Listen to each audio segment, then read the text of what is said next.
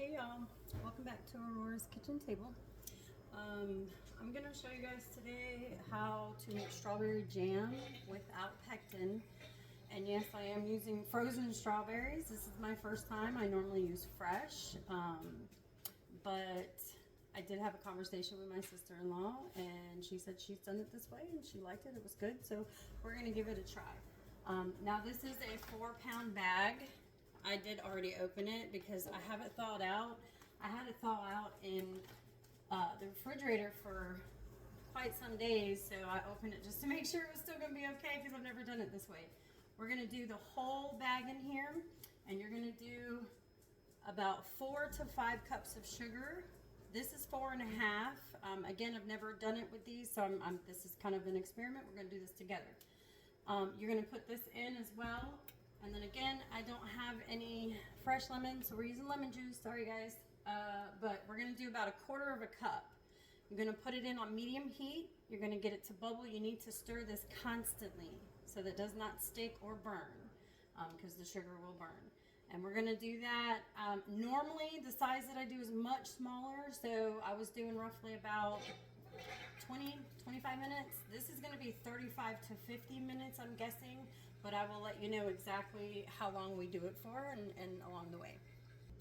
Just so you guys know, you will have more liquid from this, so it is going to seem like it's kind of mushy, I guess, but you're going to get all of that in there, and that's why it's going to take longer, because this creates more liquid that you need to get out. 1/4 cup lemon juice. 4.5 cups of sugar. You can do 4 if you want. That would be less sweet. 5 cups would be just roughly about like jam. We're gonna do 4.5. Now once this fully starts cooking and bubbling, you're gonna bring it down. I have it on medium heat for now. I will probably bring that down just a little bit. It's gonna be just kind of a simmer for the remainder of the time once you get it to you don't want a rolling boil, but you want it to see it start bubbling and stuff. And then you're just going to keep stirring and keep stirring. And then I will show you what it needs to look like. But remember, it will thicken as it cools. And see, as you see, it's getting kind of frothy. That eventually is going to go away. So this is coming up to a simmer now.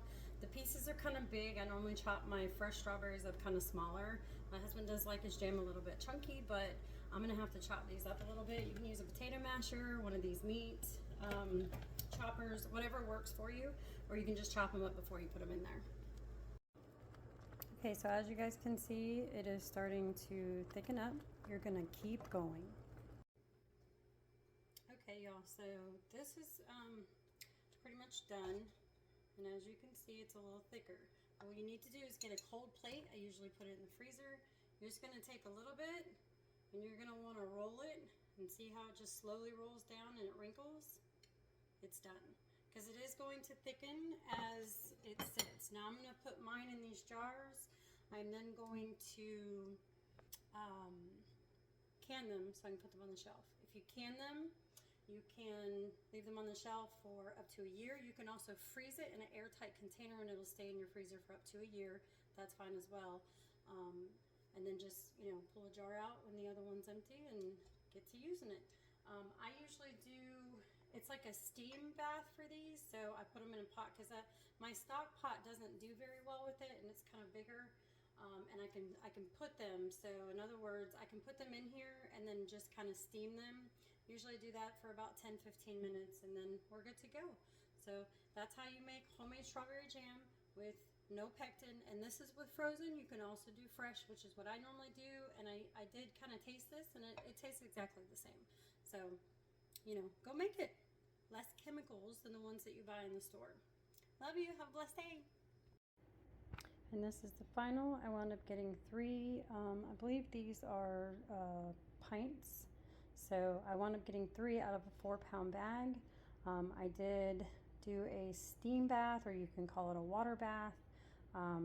And so I wound up getting 3. So I'll put 2 on the shelf. You have to leave them undisturbed 12 hours to 24 hours. And then you can put them on the shelf. And so that is your final result. Thanks for watching. Have a blessed day. Love you guys.